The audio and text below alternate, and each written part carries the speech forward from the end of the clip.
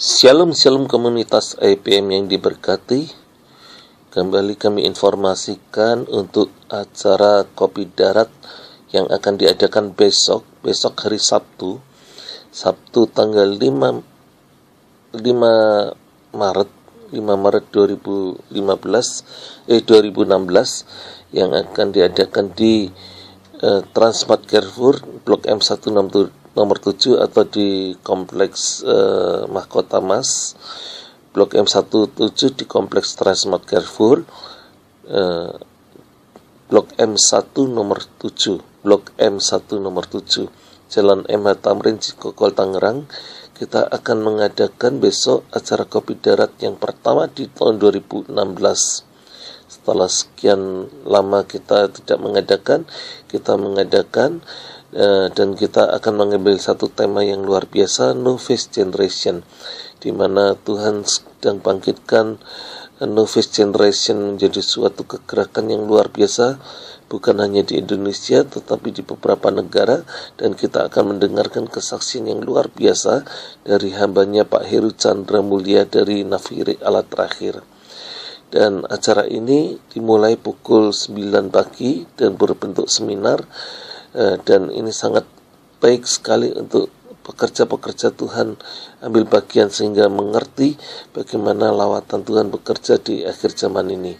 Dan juga kita akan mendengarkan kesaksian dari saudari Laura Lazarus. Laura Lazarus adalah seorang pramugari pesawat terbang yang mengalami 2 kali kecelakaan pesawat terbang dan selamat, dan kecelakaan yang terakhir begitu parahnya sehingga dia diperkirakan sudah meninggal, sehingga disatukan dengan orang-orang yang sudah meninggal. Namun ya puji Tuhan, akhirnya Tuhan dengan cara yang ajaib bisa menyelamatkan Laura Lazarus ini dan memulihkan kondisi kesehatan yang begitu parah saat itu.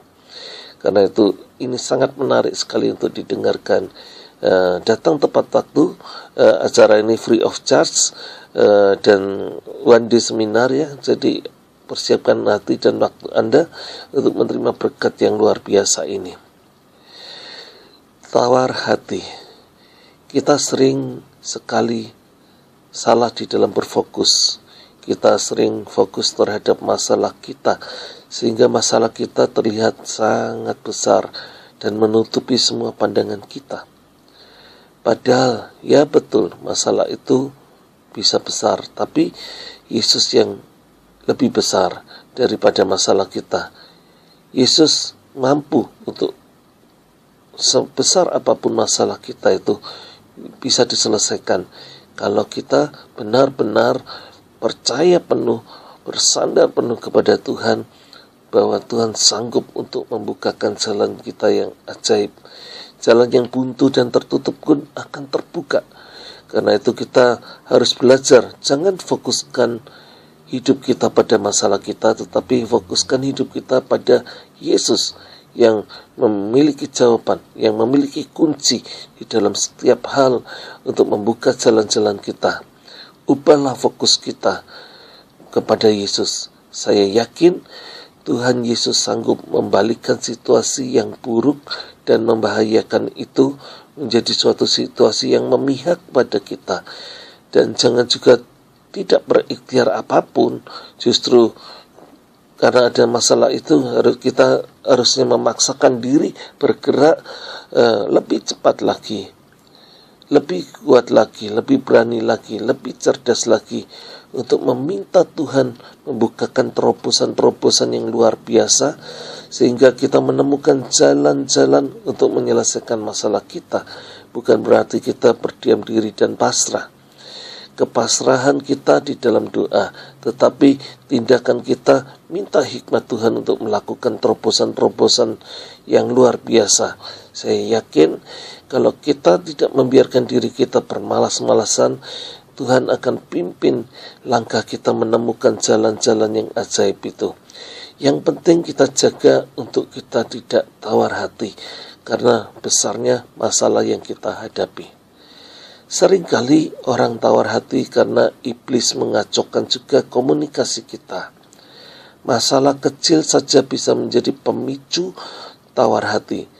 Tawar hati bisa membuat kita tidak mencapai destiny kita atau destination kita, tujuan kita.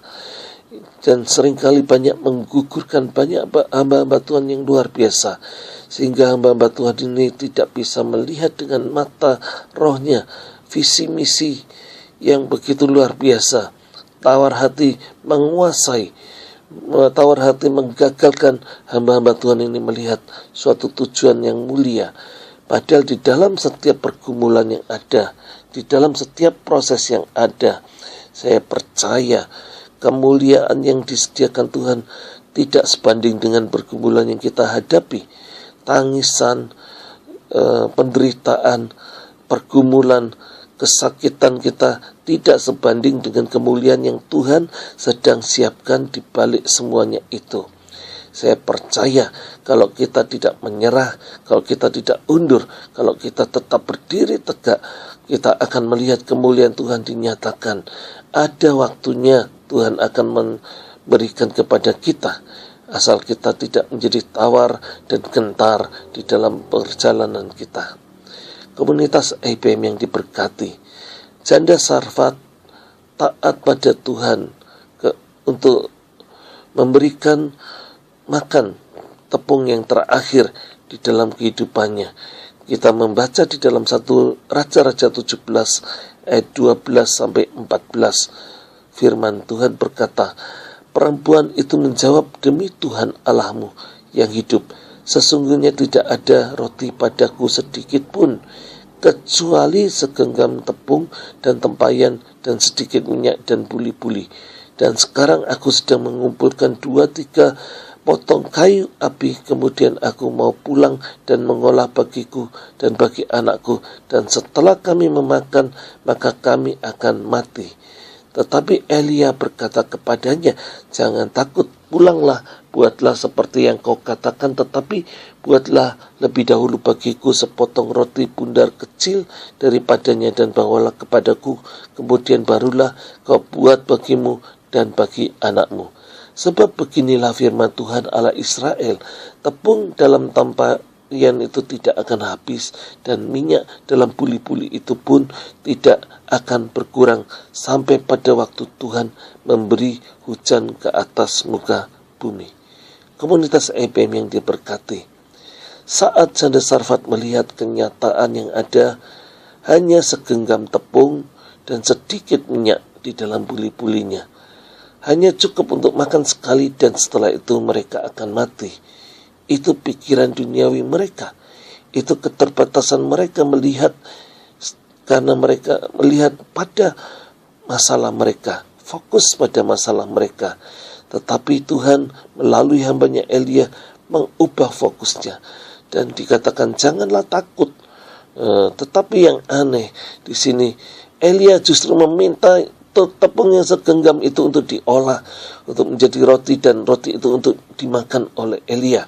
Sepertinya Elia ini hamba Tuhan yang egois, tetapi tidak berhenti di situ.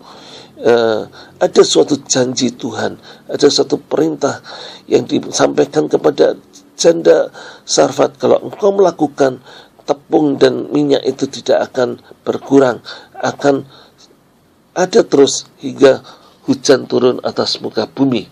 Dan apa yang terjadi? Janda Sarfat ini mempercayai apa yang dikatakan hamba Tuhan itu. Dia lebih memilih melayani hamba Tuhan ini daripada melayani dirinya dan anaknya. Karena kalaupun makan sekali dan setelah itu mereka juga akan mati, apa bedanya? Cuma beda makan sekali. Akhirnya janda ini memilih taat kepada Tuhan. Fokusnya dialihkan kepada Tuhan, bukan kepada masalahnya, sehingga akhirnya janda Sarfat ini bisa melayani hamba Tuhan, melayani Tuhan lebih dulu, karena fokusnya telah berhasil dialihkan. Dan apa yang terjadi? Tuhan memberkati luar biasa. Mari kita belajar untuk tidak tawar hati. Elia Polang dalam Inspiratif Power Ministry.